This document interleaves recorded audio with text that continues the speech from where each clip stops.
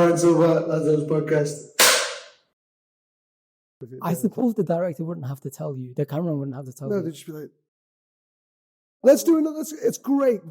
Let's just do another one just for a laugh. Yeah, for luck. I love it. So listen, Corin Silva, Lazarus podcast. Welcome to the podcast. Cheers, mate. Hello. How are you? I'm good. So me and Corin met on set of a short film. And I'm going to keep it at that because it makes me sound impressive. It makes me sound like I'm in the movie scene. Whereas the actual truth is, I had one scene selling you like crisps. Crisps. Yeah. It's crisps, Yeah. amongst other things. Yeah. That's on my CV now. No. Yeah. Man who sells crisps. Yeah. No, it was good. You were good. It was It's just hard right. not to be good. Great cameo. Great. Yeah, great cameo. Yeah. Shout out to Cameron for making that happen on the set of Sunrise. Sunrise. It is Sunrise, right? Yeah. Well, did he meet you on the set? No, randomly. So, one fateful day in December, Cameron came into the shop, and we just met and started talking. Me and Cameron both love to talk.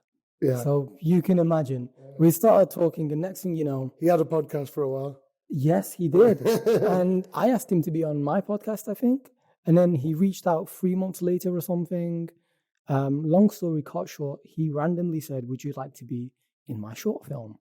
And I was like, yes. That's pretty much what happened to me, to be honest. Yeah, but you're actually an actor. Well, yeah, but it's the same setup, really. So tell everyone about your life as an actor, actually. Forget about me. We all know about me. I don't know. That's broad. It's fun. It's always been fun. It's always been fun. Yeah. And You've been going for how many years now? I would say, it's about 10. 10 years. 10 years. 10 years since I Wow. first did a short film, like a unpaid, Do you remember? student short. Do you remember what that was? The first one I ever did. Up there was one called Forest Stroller. It was a fantasy thing, and I had a cape, and I thought I looked like Aragorn, and it was great. From Lord of the Rings. So it was a fan film. Yeah, no, it was its own thing. But that was about when I was 20, and now I'm 30. So I didn't really do anything before then, just doing like plays in school and stuff. And then, 10 years. Taking it more and more seriously as the years go by. Naturally. And would you describe yourself as someone who was always very flamboyant and out there and always in the leading roles in school? Don't worry about it. That's a bad omen. That's a bad I'm take. getting that back. No, bring it back. Were you in the leading roles? It blows up. Fucking hell. Listen, it's just Get physics. in there, It's nice. not a bad omen, it's just physics. It goes this way. I was in some leading roles, I suppose, because I was the only, definitely for a while, I was the only one who asked to be in them. So that was that. Then they had to just give it me. That's where you start. No one else wanted it. That's where you start, though. I like that. I was a shoe-in. You were a shoe-in. A shoe-in, mate. And what type of characters did you play? But in year 5, We don't have to talk about year 5. Let's develop into acting school. And I didn't go to drama school. oh, you didn't? No. What did you do? Well, I was doing that for a bit, and then I was a bloody being an extra for a while, and doing shorts, and the shorts got more and more, and sometimes they started paying, and I was being an extra, and then went to uni in Manchester and did SAS, and then just stayed learning on set and doing loads of short films and got a bit on telly and that. Telly. No, So this is before your bigger roles. Yeah. What were you an extra on? I wonder if I can find him. Tell me the show. And I was on Peaky Blinders. That's a classic.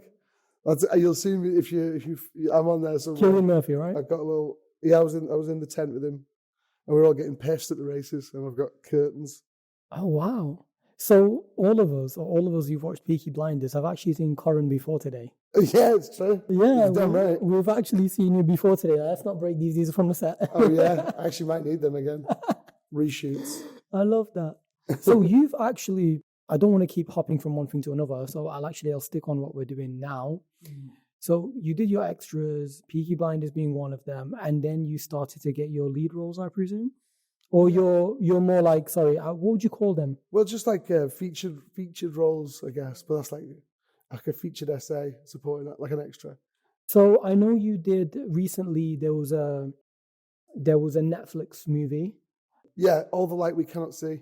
I think that's what it's called. Yes. Did you actually get to meet like Mark Ruffalo on that? I didn't meet Matt Ruffalo. Did meet Hugh Laurie. Oh, nice. Lovely.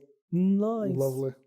Of course. So, like when you're actually an actor on set, how much access do you have to the other actors?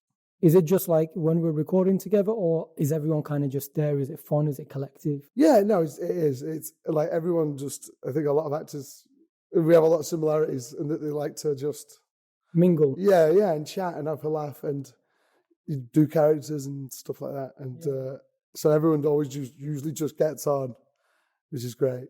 And then it depends on the job. Like, I just did a job, and if you go abroad, for example, everyone's in the same hotel.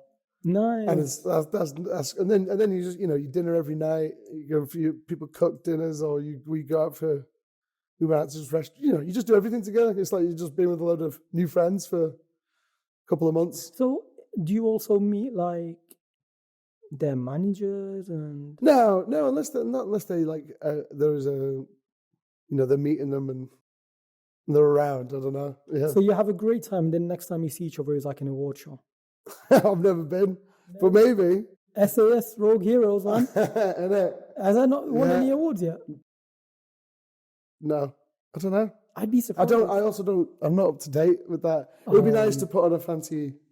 Corin was one of the featured actors in SAS Rogue Heroes, the BBC hit show, and honestly, it's actually brilliant. So, spoiler alert, it's brilliant. but that's the only spoiler. There's nothing to actually ruin because I'm thinking about the plot. It happened as well, so it's based on a true story. Yeah, if you read the book, then the spoilers are already there. Yeah. And you play Sergeant Jim Almonds. I do. How was that? That was great. Did you really feel like a hero? Did you embody that? It's amazing, and like it's a proper honor to play, any soldier or anyone from history, especially during that time. Like Jim is such a lovely. I love the person. Yeah, who he was, or what I know of him, and everything I've heard from him and his family. Yeah, it's a proper. But then he wouldn't consider himself a hero. None of them would. Do you know what I mean? Like the lads. So it's just like. But it does. It feels great putting on the outfit, on the uniform. Wow. Cam's going to hate me for saying outfit there. Uniform, and that feels great. And everything's so well done, and the locations and the props, the weapons. You recorded in Morocco. Yeah. In the deserts of the Sahara in Morocco. Mate. Yeah, it's fucking hell. That was hot. Yeah, man. It got to one day, and I wasn't in that day. I was sick. It got to 50 or maybe 51. I don't even know. Degrees. I got about 6 people collapsed that day. Wow, including the actors. I don't know, maybe some like few crew and maybe some actors. Wow. It could have been. I mean, that must have been amazing. I mean, yeah, it was good. I was in the pool. I was off that day. So he was ill. He was too ill to record, but he was in the pool. I was in the pool. Got to be in the pool. It was 50. It was 50 degrees. Of course, I'm in the pool. So can I ask? Well, when we working? So can I ask?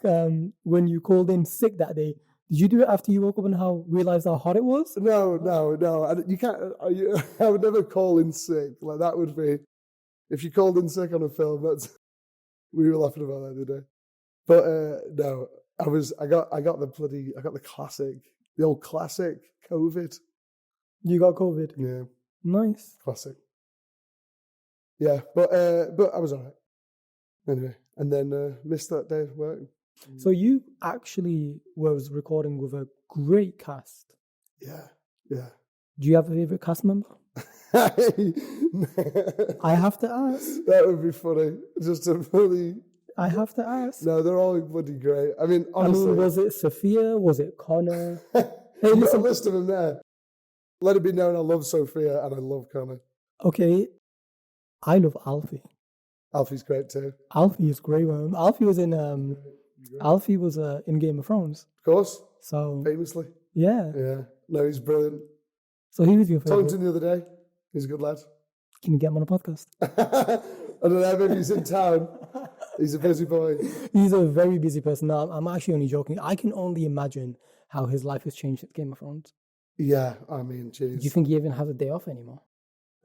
It's a ball that starts rolling when you do a show of that caliber, like, for sure. Just let it be noted, he didn't answer who his favorite actor was on set, so I'll let it slide. They know. They know. Oh, they know. Is this something we can pick up? No. No? No? Okay. So it wasn't Jack O'Connell. Jack's great. Do you know the good thing about it is, though, it's like, because the guys that were playing were all so different, and obviously they've been like formed into these, you know, a character as well as being a real person. They have to become characters, and each of the lads, respectively, are so different from one another. You know what I mean? Like, I know obviously the most about Jim because that's who I was studying and being and whatnot. So, and I know what he was like. And then I know bits about the other lads, and they know who they are, and they're all just so different. So it's great. So you don't, you know, you get something from everybody, and it's all amazing. And the cast is beautiful. We had all of us every bloody day. We had a great time, really. And we just get on like a house on fire. Yeah. Shout out to our girls. Listen, I think people would be inspired to want to be an actor or an actress after seeing not only such a great show that depicts a vital moment in history. Yeah. Sergeant Jim over here saved us from Nazis. You know, like they really. I didn't. Not this Sergeant Jim, the real Sergeant Jim Almans. Staff Sergeant Jim Almans now. Yeah. While I was doing my research, I realized that Tom, one of your other co-stars, yes. Yeah. So he's in House of Dragon. Yeah, he is. What a legend. The king, I know. Yeah. And I'm firmly Team Green, if anyone's wondering. He left us for that, by the way. So touchy subject. Touchy subject. Wait, I think he's not in season 2? Oh, no, well, that's neither here nor there. You just said he left us. No, yeah, but, well... Because he wouldn't have left you in season 1. No, he was in season 1. I know he's in... Yeah, no, he's a great guy. Right, what about him? Well, he has an interview, because your Sergeant Jim has actually passed away. His was the only remaining live member of the original SAS. Yeah. That's what I wanted to bring up. Like, it was amazing. And actually, the man, he's 102 years old. Or he was at the time of recording that interview. Yeah, he's beautiful. Do you know how amazing that is? Like that is just... It's one thing for you to gather information from family members and books. And I'm sure you read the book beforehand. But he actually got to sit with the real person he was portraying. And didn't he also play the person who was just navigating the desert? How does one navigate the desert? In the middle of the night. Yeah. Stars and stuff. Very important question. Did you have any animal accidents on set? Oh yeah. Do you know, I like asking this question, not about usually on set, but when someone goes on holiday. Yeah. And all I want to know about is what animals they've seen. No, because you were in the desert recording. Yeah, no, I made those tons. Jesus. Were you ever just saying lad, camel spiders. Oh my God. What's a camel spider? Oh my God. I'm going to pull it up. You got a camel spider on your foot?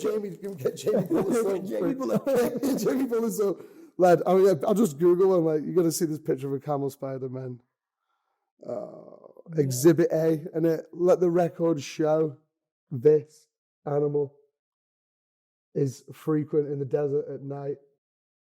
That looks like a scorpion. Yeah, look at the state of it, man. Wow. And it's this big, and it's horrible. It's like a scorpion spider. Yeah. It's mixed, they are related to both. So you'll be on set, and this little thing might just... They come at night. They come at night when we're chilling in the desert. Episode 3, when you're all naked singing, did any of them approach you? Oh man, just even thinking about it's horrible. No, we were wary. You're always wary of those little bastards, man. Like, But how can you be wary? A little thing like that just creeps up I on know, you. and also they're attracted to light, so you're finding your way through the desert with the torch on your phone, and then you see one, and then it runs at you, and it crawls up someone's leg. Who's like, Nisreen, one of the crew members who was with us in the desert. wow. But yeah, and then snakes. Then we had a snake guy, and he had his own badge made out just saying the snake guy. A snake guy. And he'd come every morning and bottle up some snakes, what was it? Horn-tailed vipers.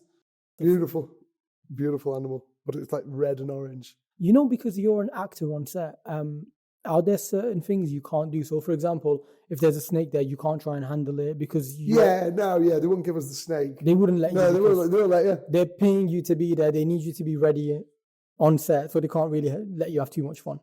You've explained to me what I'd not understood for a long time. Because I was like, mate, I want to do it. Like, maybe not hold the viper, but I don't know, maybe.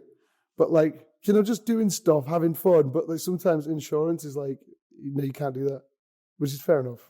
Yeah, no, of course, because if they're not only paying you to be there, if they need to shoot for a certain time period, a certain duration, maybe 2 months in Morocco. Actually, how long was it? Mate, the whole thing was like 4 or 5. But that was partly England as well. Maybe 2.5, 2 and a bit months in Morocco. 2.5, 2 and a bit, yeah. It was great. From what I remember, most of the show, most of season 1 is based in Morocco anyway. Yeah, well, it's all it's like Egypt and Libya. Obviously, it's set like over there, but all of the interiors we do in England. Oh, so even like, I don't know, the scene where Paddy is just battering the 20 new French elite. That was in England. Yeah. Oh, mate, they made that look like. Yeah, it's good, isn't it? Okay, important question. Because I know it's not real, but how did you pull it off? Like, episode 2, is it, when you're jumping off with the parachutes? Yeah. That's the studio, isn't it? So that was in a place called White Waltham, an airfield. And then we actually had a real, a Bombay. I think it's a Bombay. See, if I get these names wrong now, the guy, if he ever watches it, Bags, the military advisor, he's going to kill me for getting the thing wrong.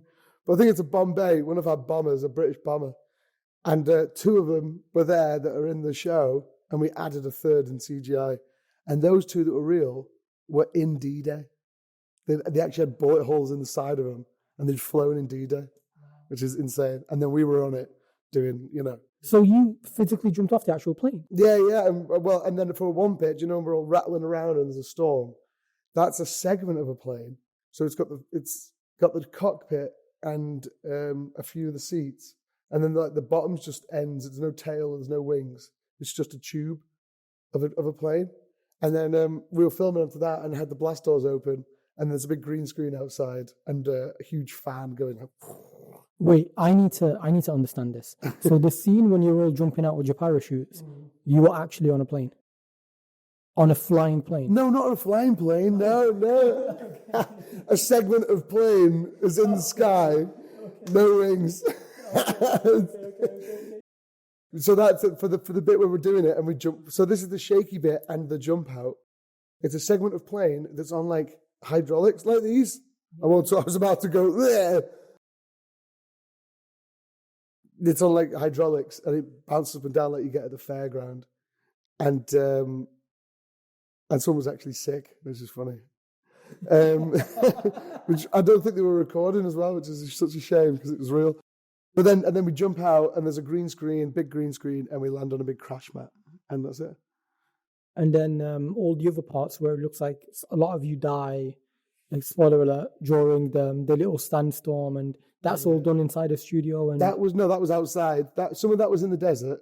I remember doing like 3 in the morning, 4 in the morning, little inserts, little vignettes, and then some of it, like it's weird they blended it together so well. So like they did. I thought it was the same place. Yeah. So like landing and getting dragged is the desert, but In the plane is England in the day, and then floating is all CGI.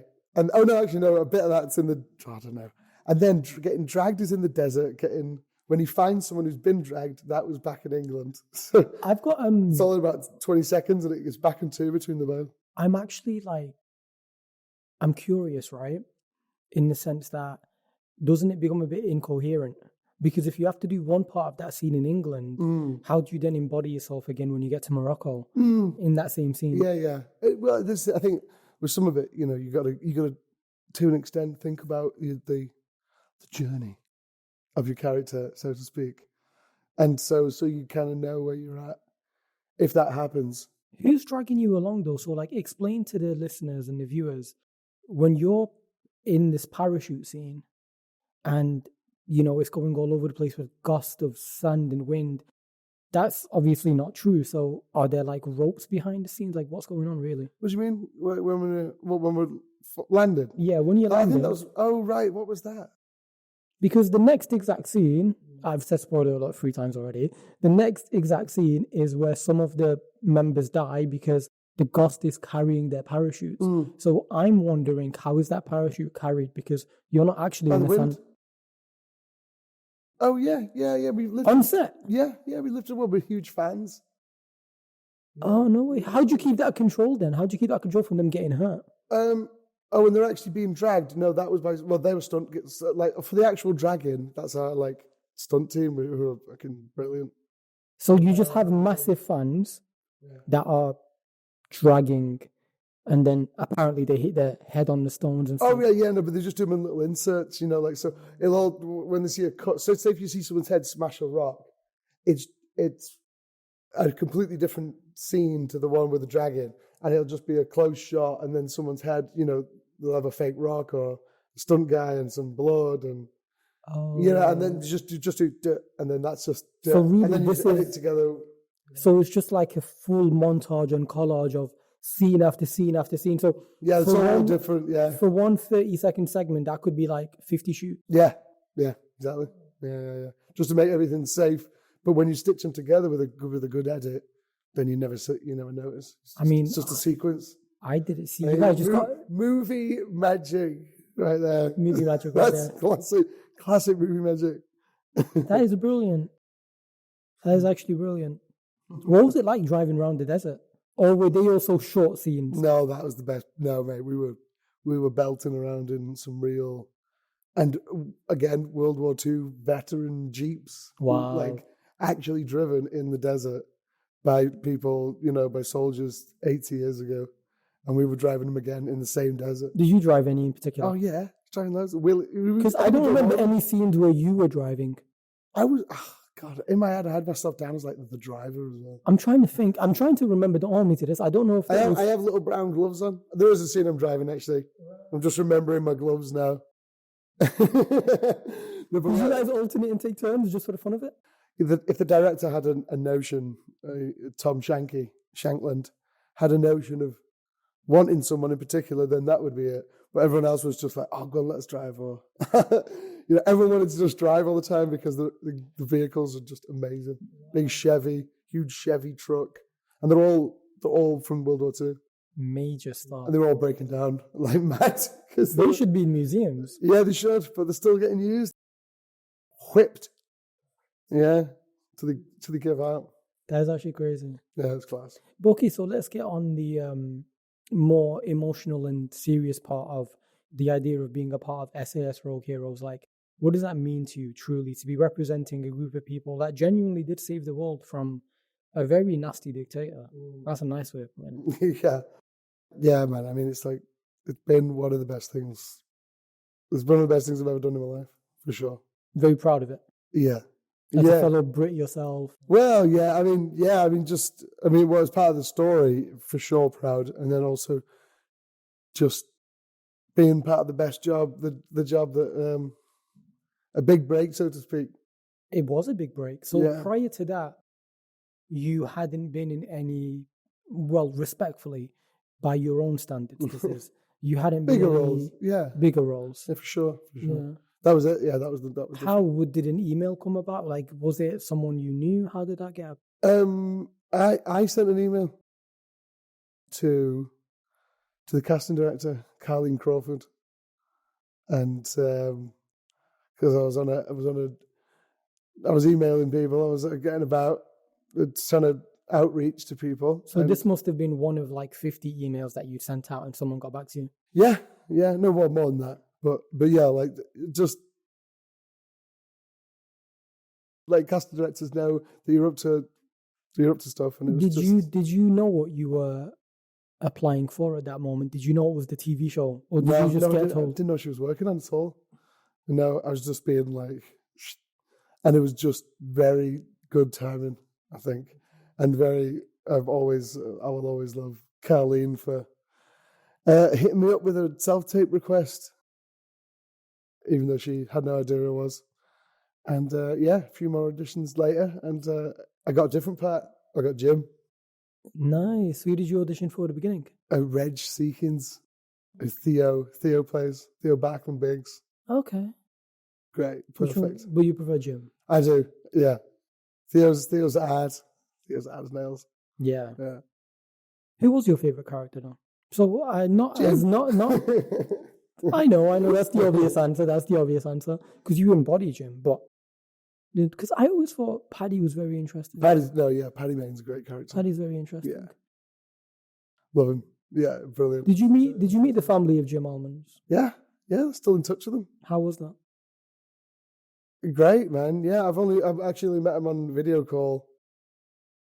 And they sent me loads of photos, and they sent me some amazing stuff. Just been talking to him, and them giving me praise too. It felt amazing. They were very, very kind. Yeah, because they would have been proud of how you actually set that up for them. Well, I hope so. that was the scary I bit. honestly think, as a TV show that I've watched, it's one of the best.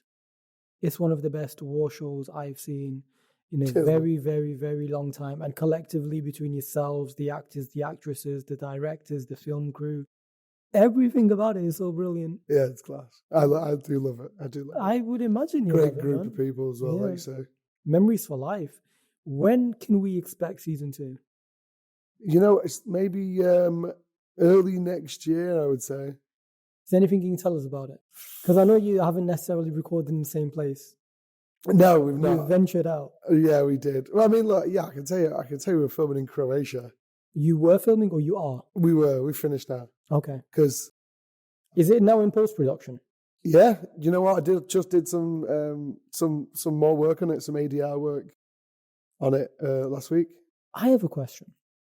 So again, just as a fan, when you're in these big open desert scenes, now we hear the audio and we hear it very crisp and proper, as if there's a mic next to your face, but there isn't.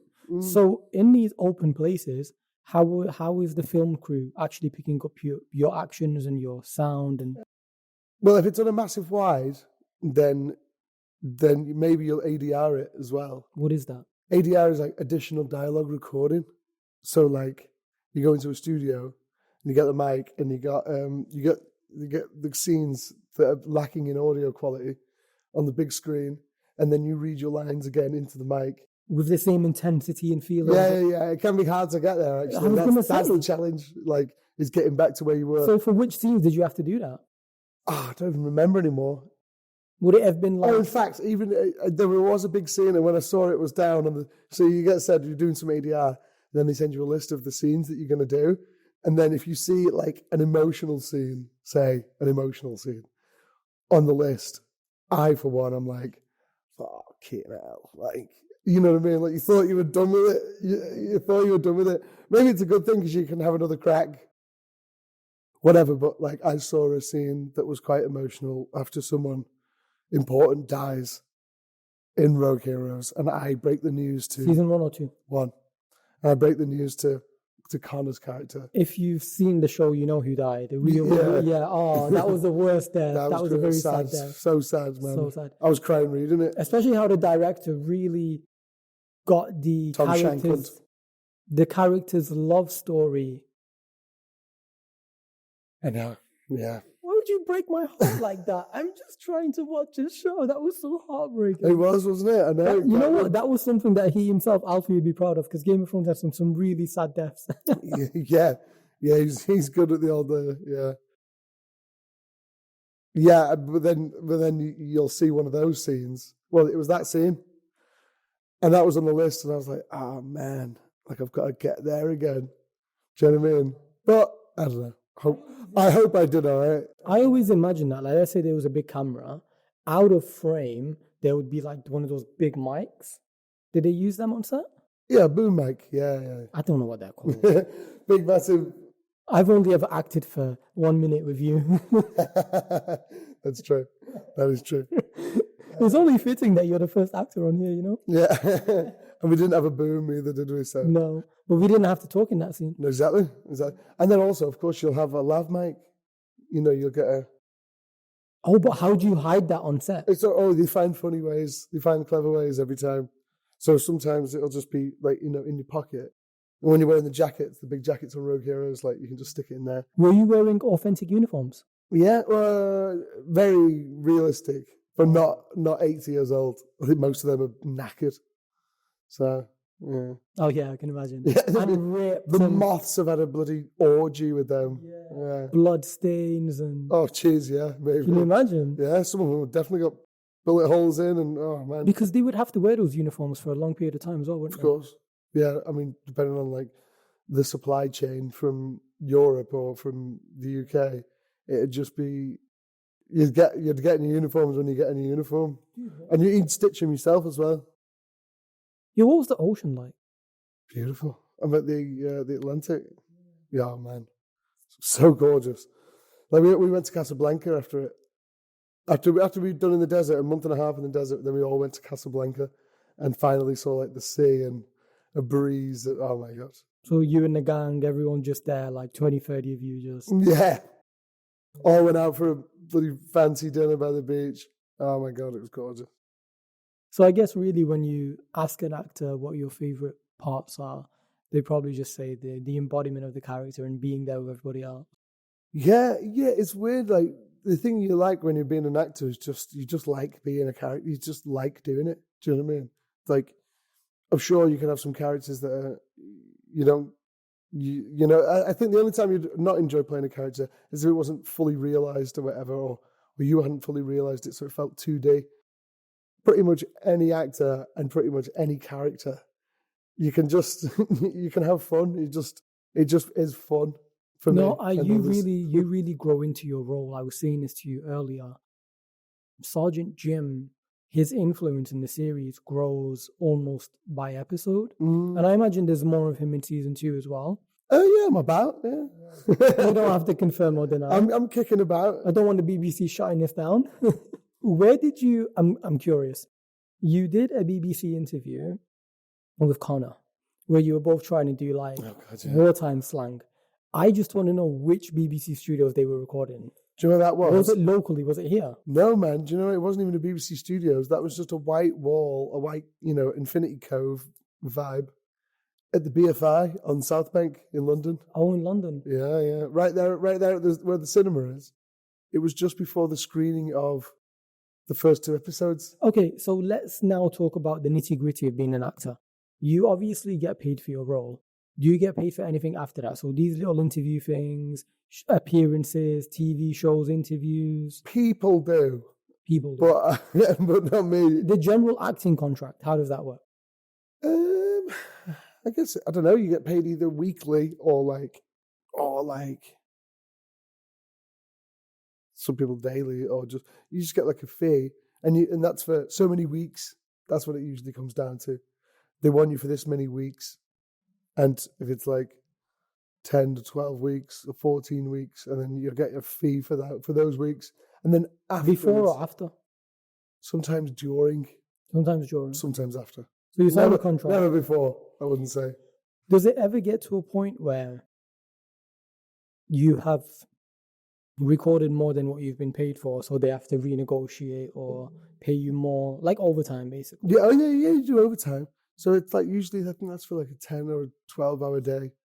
is the usual day. No, I mean like overtime over a period. So if BBC called you and said, Connor, we need you for 2 months, and all of a sudden it ended up being 3 months, how would they renegotiate that with you? Do you know what? I don't know about how it all goes. Is it your agent? That's exactly. And that's why you need it, because say all actors are terrible with that kind of thing. I mean, all creatives are. Yeah, exactly. And that's why I like have an account manager in it. That's why I have someone. You need someone sensible. Yeah, who actually knows how to work with money. Because us creatives are just so involved in everything that we do. And it's like... I'm pleased when I just get if I have a day of sorting out my Google Calendar with a couple of things, buzzing. Makes you happy. I'm like, I feel like I've got it on lock. Business, you know what I mean? That's as far as my organization goes. And other than that, I have no idea. I know you're obviously in season 2 of SAS Rogue Heroes. You got anything else fun lined up? Oh, he's about to get like a memento. No. He's taking something that belongs to the director. Oh, that's funny you should say that, because I actually did have a memento from another show. Go oh my on. God. I did a thing, Masters of the Air. What's that? It's like... Is that another war show? It's another war thing. Yeah, I know. That's what I do. I'll do World War II things. Nice. I'm wearing the sunglasses from Sunrise. Oh yeah, back in there. Yeah, I'm embodying Corin. Sorry, I'm fidgety and I touch things and I have ADHD. Me too. Me too. Yeah. Go on, tell us what did you get? Well, they gave us this amazing little thing from Playtone, which is Spielberg and the boys, and they gave us, wow, your director was... He wasn't the director; he's the exec. And he gave us, Playtone sent out these little discs of metal, steel, and it says Masters of the Air 2020 or 2021, England, 100th Bomber Group, which is the group that they were representing, like the squadron. It is so lush. It's the coolest little memento I've ever gleaned from a film. That actually sounds absolutely brilliant. That's great. Yeah. That's great. I love it. How did that go? How long was it? When does that come out? Is that a movie? Is that a TV series? That's out. It's on Apple. Masters of the Air, it's called. Have you ever seen Band of Brothers? Yes. It's the third in that series. Oh, cool. I thought I watched all your shows before getting you on here today. That's the one I missed. I'm only in a couple. I'm only in one or two. I don't know. You were definitely in the Escape Room 2 movie. And you're the hero at the end, spoiler alert. Corin's good with guns. Has anyone else noticed of all these roles? Good with what? Guns. Oh, yeah. Well, there you go. They give you guns. They teach me in 10 minutes, so then I just give it a go. That's the good thing about having multiple takes. Yeah. You know, just keep going until I look cool. So, SAS Rogue Heroes. What was it of the air? Masters of the Air. Escape Room 2. Escape Donut. Sunrise. Yeah. Stags. This is my new one. Stags. Stags is the one. It's gonna be That's fun. not out yet, is it? No, that's the one I just finished. You just finished. How was that? Great. TV series or movie? TV series. Paramount Plus. It's about a stag do. Does it confuse you all these all these Netflix, Apple, Paramount Plus? I'll keep doing them. What's going on with that? What's going on with the streaming wars? I know, yeah, it's class, isn't it? It's I don't know. I mean, it's the way it kind of has to be, isn't it? Tell us about Stags. So, do you ever see Banged Up Abroad? No. Well, that would help. If it's like Banged Up Abroad. Anyway, load of lads. We have a timeout and you can just show me that and then I know better on your phone. Well, I'll just explain it. Banged Up Abroad is when people smuggle drugs into different countries. Right. And then it's a documentary and they do a reconstruction. And then the person who is talking on the documentary is the person in the reconstruction. And they're talking about how they tried to smuggle drugs, usually drugs, and then get nicked. And then they're in a Mexican prison, say. Or a prison abroad. When you said stags, I thought you meant like stag parties. Yeah. No, sorry, that's what Banged Up Abroad is. Oh, So stags is like Banged Up Abroad. So we're a stag do. We go somewhere, we get nicked, and then we're all in prison. Oh, okay. He's out of prison now, obviously. He's off roll now. He's off camera. Nice movie. For a TV show. I don't know if I was allowed to say that. We can edit it out. If need be. Stags it's about a stag do that goes somewhere and gets into a lot of trouble. When can we expect that? Later this year. Yeah, autumn. So as an actor, do you often find yourself Fall, if you will. Fall 2024. Fall. Coming this fall. Oh, you might as well just Coming this fall. promote it. Say Stags coming this fall. Stags coming this fall. No, give me the date and everything. Jesus. Because I'm going to charge Paramount Plus for this. Stags coming this fall at Paramount Plus. I can do better. I can do better. That's all I'm saying. I won't, but anywho. Unfortunately, I'm not being sponsored by Paramount Plus. Maybe soon. Maybe. Yeah. Maybe. Because everyone will watch this and then watch Stags. And then they'll realize they'll have to come on Lazo's podcast to promote stuff there. That's the only way to do it. It's just the way. This is the way. You're actually the first ever actor on here, and you're like, this might be the 36th episode I've ever recorded. Nice. I don't know when I'm going to put it out. And chances are this podcast will either come out in May or June of this year. Okay. So you'll end up being episode 35, maybe episode 36. Yeah, and that's how long. If I had a preference, 36. Really? Yeah. Why? Like it. Number? Yeah, it's a nice number. It's better than 35. I mean, come on. But I don't see the difference. Come on, mate. The difference is one. What, one height? Yeah. Is that what it is? Because I can make you episode 50 if you want. It's 36. 36 is just... You want to be episode 36? I would rather be in episode 8, but obviously that was a while ago. That was a while ago. There you go. But why 8? 8's the best number. 8's the best number. No, in my humble opinion. Anything special about number 8? It's just nice, isn't it? Is it a memory? Is it a football player's number or something? Bit of this. The infinity sign. Well, the infinity, that's great. Exactly. So it's a nice number. It's one of them. I mean, it's got to be everyone's favourite number, isn't it? What's your favourite number? Okay, so going to football, my favourite numbers are based on football, 7 and 21. Who's that? So 7 is just iconic for Man United. Right. And you are a Manchester United fan, right? Liverpool, mate. As long as you're not a City fan, you're always welcome on this podcast. The only people not welcome on this podcast are Manchester City fans, okay? That's fair. That's fair. That's it. Should have had him the other night. Should have had Penalty, him. studs up. Innit?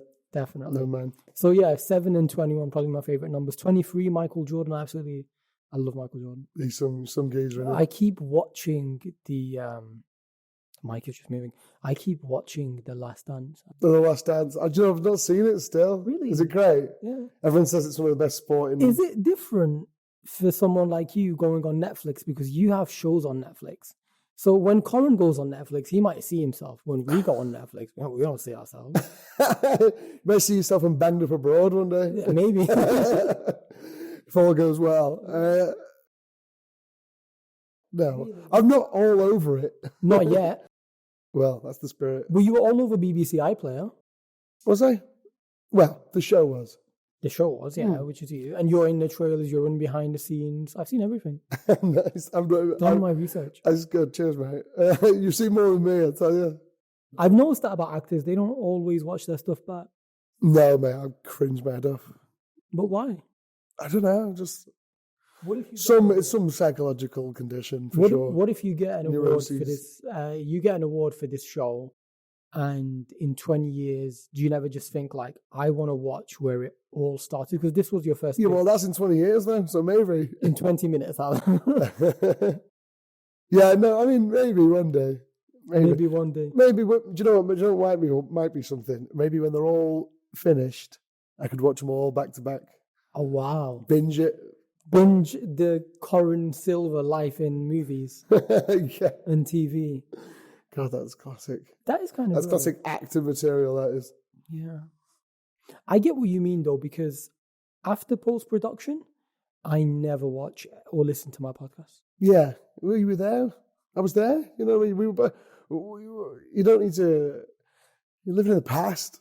You know what I mean? Whereas if you're watching someone else's movie or listening to someone else's podcast, that is just like you're just transported into a world, and you can go back to that world whenever you want and listen to it again or watch it again. Like, you know, rewatching great movies, but I couldn't rewatch a great movie. I wouldn't probably think a movie I'm in is great because you'll just be thinking about, you know, what you had for lunch as well, and how nervous you were on that day, or how that day was a very sad one. And you remember all the outtakes. Exactly. Yeah. All the behind the scenes. Yeah. If I did something that you found really good and we were watching it together, and I'd be like, lad, honestly, you should have seen me then.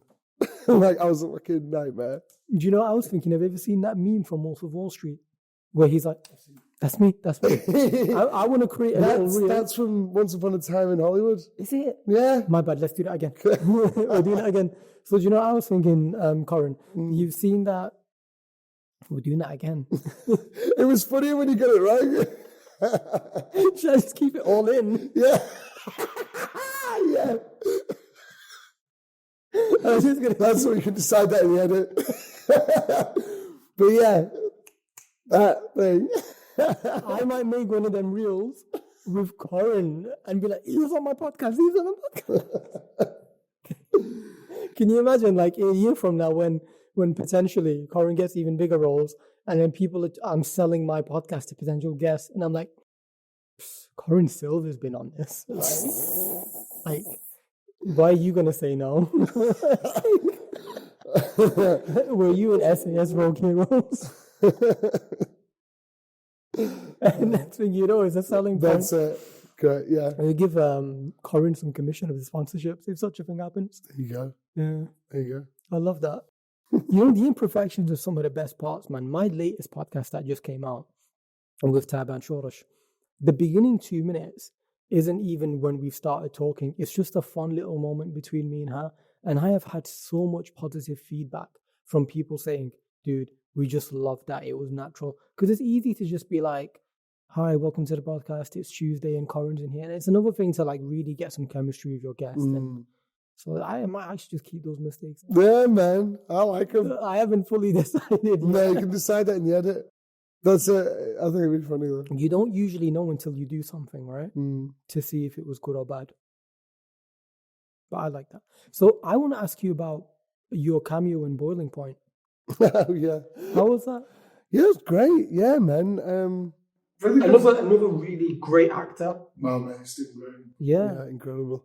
I mean, he's a gangster in Boardwalk Empire. Oh yeah, the gangster, Al Capone.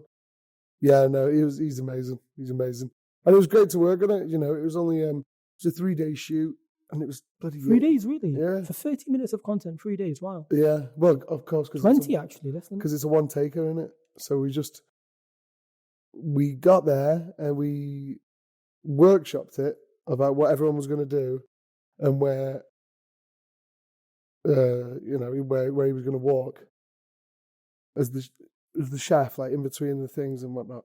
Anyway, and we workshopped it, came up with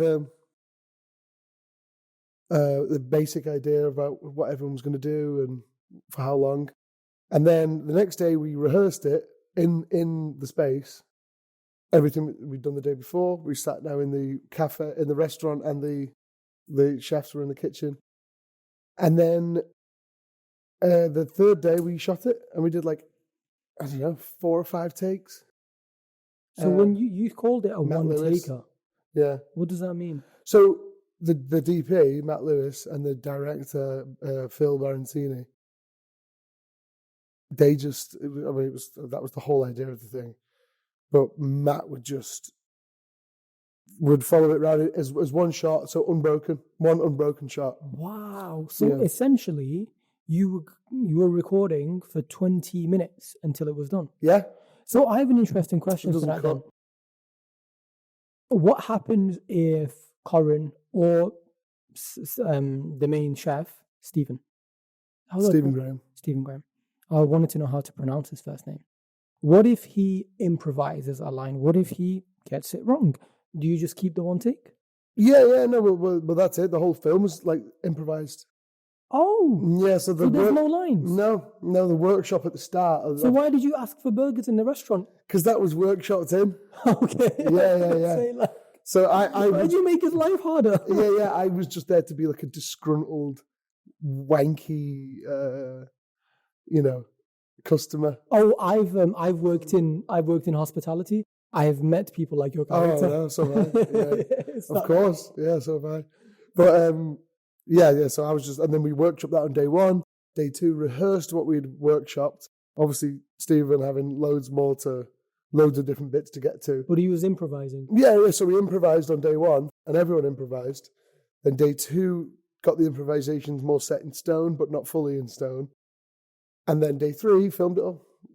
That's very interesting. I'm trying to remember now, like, because there were key moments. Like, there's the moment where someone burns the fish. There's another one where the guy's not cooking properly. The waiter's coming in, getting a bit annoying. So I suppose there are footnotes of these moments will happen. You improvise around them. That is very interesting. Yeah. To be a part of a one taker. That must be hard though. So, okay, in a spoiler alert, in Boiling Point, you're sat with the rest of the guests. You're outside. But the people in the kitchen, I'm trying to get into their minds.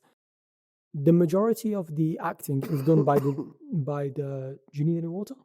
Do you know, I might get a quick Yeah. swig. Lazo's podcast, Corin Silva getting water. Okay. You know what? Let me New question. ask you something else. Things I'm very intrigued about. Corin, give me your favorite 3 movies. 5 actually. Give me 5. 5. Just to make your life harder. Give me 5. It's hard. It's harder to give one. I can't give one. Well, I know Goodfellas is one of them. Exactly. It is. Goodfellas. I'm Sure. psychic. That's how I know. It's everyone's favorite film, isn't it? I watched a podcast you did with Cameron. Oh, did you? I put it up on my story yesterday. Oh no! I randomly came across that. I saw it come up on your thing, and I was like, I watched the full thing, mate. Notes were made. That's funny. So Goodfellas. What else? Goodfellas. Oh, it's so hard. Fine, give us 3. I don't know any. I can't even think. Jurassic Park. Which one? Jurassic Park. The first one. The original. The only one that's called Jurassic Park. They're all called Jurassic Park, aren't they? Yeah, but Lost World 3. So 3, not 1. No, 1. The original Jurassic Park. Of course. Yeah. Okay. I like dinosaurs. That's fine. Everyone likes dinosaurs. Yeah, if you're normal, you like dinosaurs. Yeah, except comets. Comets. Yeah. We don't like comets. Jurassic Park. Who else? Maybe Up is in there. No way. Up. I heard Cameron compare you to the little boy in Up. And he said he's all If we do this. Corin's just always happy, and that's just a wonderful thing. And I also used to be real chubby, just like your man there, Russell. And I did look a lot like him when I was a kid. Your dream director, if you haven't already worked with him. I don't know. What type of movie? So Scorsese has a certain type of movie that he does, right? We know that Christopher Nolan has certain types of movies that he do. So Jonathan Glazer. Nice. See, I'd love to. That's Jonathan Glazer. What's the inspiration? I mean, look, there's so many, and if ever a director hears this and thinks, "Well, fuck him," then then it's not, the only person I'd love to work with. But I might go watch Zone of Interest tonight. I've still not seen it, which is I can't believe I've not. But like, he's interesting. He's a seriously interesting director. Nice. Yeah. My favorite is Darren Aronofsky. Aronofsky. Oh yeah, big time. Aronofsky. Yeah. Black Swan was how I fell in love with his work. Yeah. And then Whale recently. Wow. That was just, what I love about some of his movies is they're not really, they're always majority recorded in like just a few locations. So when you watch The Whale, the vast majority of is Brendan Fraser playing the character inside the house. And there's movies like that all the time. So even Fences, the one with Denzel Washington, that is like 80% just recorded in one place. And I always find that kind of... Well, you know why? I'm more impressed. Well, see, there you go. But like, because that gives you big performances, like great performances, not big, but great performances because they're both based on plays, which is why they're in the same... So they can be incorporated into Broadway? No, they started on Broadway. Yeah. Also, yeah. the Will starred on. Oh, Yeah, Fences- Fences too. Yeah, yeah. So that's why they're in that one location though, because that's how it was in the stage show, and that's why it focuses on performance over. You're not going to go to cinematography. Well, yeah. I mean, you're going to still have amazing cinematography, I suppose. Like, but it's like it just doesn't focus on locations and big sets and loads of different characters because it's one location. So it's usually a central performance. Like Brendan Fraser gives, with obviously great performances all around it. But like, yeah, because it's based on a play, and that's what a play would do. You know what I mean? Because plays don't change set all the time. It's just they put them in one place. That's interesting. I got hiccups. No, it's fine. We can have a little time out if you No, want. it's all right. So yeah, man. So I'm seeing now, let's say, the start of a great journey for you. You are acting more and more often in movies and TV series. Where would you like to see yourself in 5 years? More of the same, I guess. Yeah, it'd be great. I mean, it'd be amazing to just keep working on great shows, great films, great projects, I suppose. Be amazing to do some theatre again someday. It's been, I guess it's been a bit. I mean, I've never done like a big stage show, and that would be amazing to do. But cracking on, working on projects such as these that I've been working with, and it's just been amazing, and I'd like that, just like that, to carry on if possible. Cool. So before we end, and it has And write my own stuff. Right. Write my own stuff. Okay, that's your camera. That's my camera. That's your camera. The Is swelling. writing your own stuff. Would you like to direct as well? Yeah, I would. Yeah, I think I would. Eventually, it's just because I love films. I just love films. Do you know what I mean? And I like the idea of making them. I've not really done anything like that yet, but this is my first time writing, and it's been lovely. No, it actually has been brilliant. This has been brilliant. So we're not quite going yet, just to pay homage to Cam for connecting us, and because you're the lead character in it, and because I was in it for like 30 seconds. Let's talk about Sunrise, man. And he's got the sunglasses for it as well. Got sunglasses. Yeah. This is official. Your character. Memorabilia. Your character was very deep. You want to give everyone a bit of a synopsis in that short film, which will be coming out. Well, we don't know when it's coming out, but it's going to be great. So it's about a scam artist, and he's cold calling people, and he has numbers on a database and whatnot, and he calls up the number of someone who is suicidal, and they're close to, actualizing it, and so it's right time, right place. He's all this, and he's a bit of a scumbag. And then things happen, and he talks to this person for a bit, and yeah, he tries to save a life, I suppose. It's a juxtaposition from what this man does, which is being a scam artist, to being, no spoilers, but essentially a lifesaver, potentially. And we don't know how it actually goes. Yeah, just change that in the edit. How was recording that? Yeah, we've been at it a long time since I first read it. It was a journey. Yeah, very personal to Cam as well. Yes, yeah, it is. Yeah, and I'm sure you've talked to him about that. Yeah. When Cam was on the podcast, see, I don't know if Corin's podcast will come out before Cameron's, but the two kind of intertwine. And you both worked on the same feature film together on multiple occasions, actually. But yeah, short film. Short film, yeah. Yeah. Feature means long. Ah, see, terminologies. Big films, yeah. We'll work on a feature film before our time is through. Yes, but certainly not yet. But no, I was very intrigued when I was around you all and saw all these big hefty cameras and these different locations for recording, and you walking around in the park while it was raining. And tell us a bit more. What else could you tell us about Sunrise? About Sunrise, I don't know what else to say. I mean, we have had a great time filming it. It's finally finished. It's fine. Well, it's not actually. No, No, I've still got some more to do. really. Yeah. One more pickup soon, but it should be able to be slotted in onto the rest. Cameron seems very happy. So that's good enough for me. Yeah, and we'll see, but we've got a tiny bit of pickup to do. And then Cam's got big plans for taking it to different places, to spread its message. Well, he said the premiere would be in Manchester. There will be one in Manchester, yeah. And then probably in the Channel Islands or something. Yeah, where Cam's from. You ever been there? Yeah, Alderney. Is it nice? Gorgeous, mate. Gorgeous. It's crazy. I imagine it to be Such a weird little place. I imagine it to be very windy. In a great way. If anyone hears this, I love Alderney. I said a weird little place. It sounded mean. I love the place. It's paradise. It's a little gem.